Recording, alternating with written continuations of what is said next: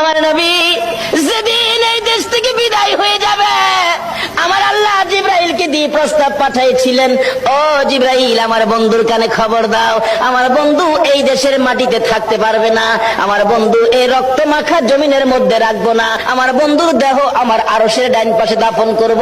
জিবরাইল খবর নিয়ে ডাকতেছেন, হুজুর আল্লাহর সালাম গ্রহণ করুন। আমি জিবরাইল সালাম গ্রহণ করুন। আল্লাহর নবী গো, আপনার দেহ মুবারক আল্লাহর আরশের ডান পাশে দাফন হবে, আপনি খুশির সহিত কবুল করুন।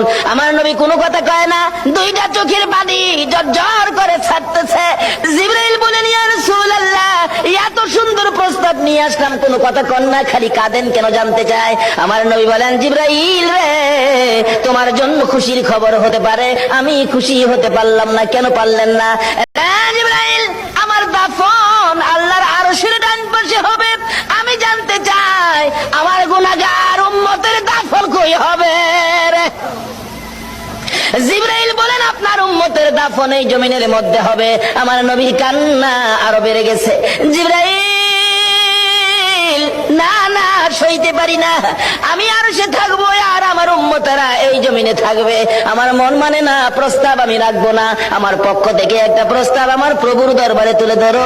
জিবরাইল রে, আমার গুনাহগার এতিম উম্মতেরা যেই জমিনে থাকবে, আমি নবী আরশে যাব না রে, আমি আমার গুনাহগার উম্মতের পাশে সেই জমিনের মধ্যে শুয়ে থাকবো। আরে দয়ালো নবী, প্রেমের ছবি আর আসবে না জগতে, আমার দয়ালো নবী, প্রেমের ছবি আর আসবে না।